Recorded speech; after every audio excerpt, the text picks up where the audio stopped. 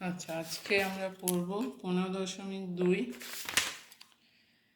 22 দাগে short question. 22 একটি সমবাহু ত্রিভুজের ক্ষেত্রফল ও উচ্চতার সাংখ্যমান সমান ত্রিভুজের বাহুর দৈর্ঘ্য কত?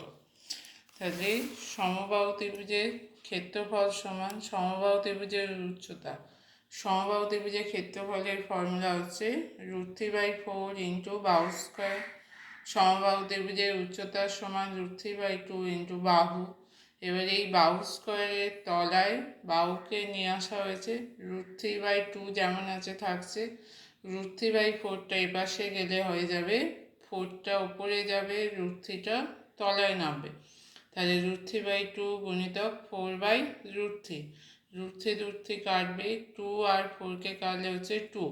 এখানে বাহু স্কোয়ার বাই বাহু, একটা বাহু কেটে দিলে হবে বাহু, বাহু সমান হচ্ছে 2 একক। তাহলে সমবাহু ত্রিভুজের এখানে বাহুর দৈর্ঘ্য হবে 2 একক। একটি ত্রিভুজের প্রতিটি বাহুর দৈর্ঘ্য দ্বিগুণ করলে ত্রিভুজটির ক্ষেত্রফল শতকরা কত বৃদ্ধি হয়?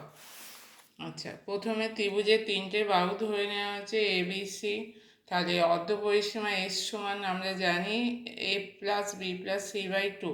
তাই ত্রিভুজের ক্ষেত্রফল হচ্ছে a সমান √s into s minus a, s minus b, s minus c বর্গ একক। এবার বলছে ত্রিভুজের প্রত্যেকটা বাহুকে দ্বিগুণ করা হয়েছে, মানে আগে ছিল ABC, এখন হয়ে যাবে 2a, 2b, 2c।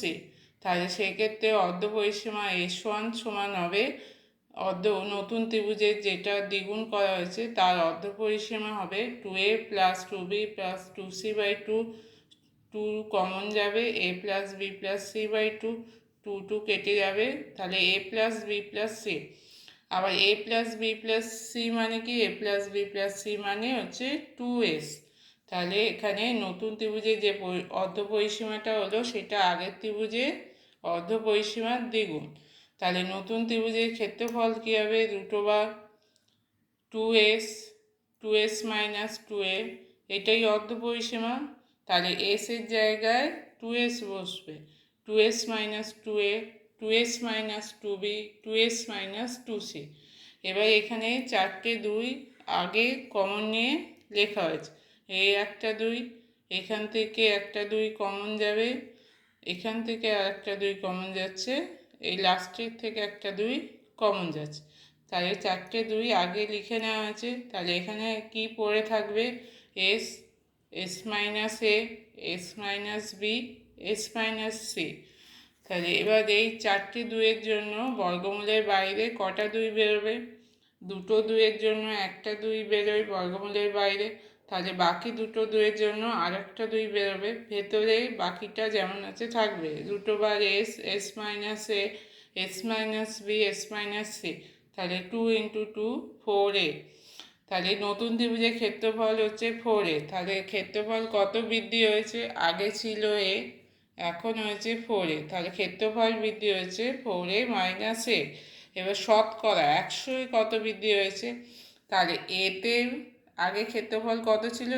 এতে বৃদ্ধি হয়েছে 4a মাইনাস a। তাহলে 4a minus a by a, 100 4a minus a by a into 100।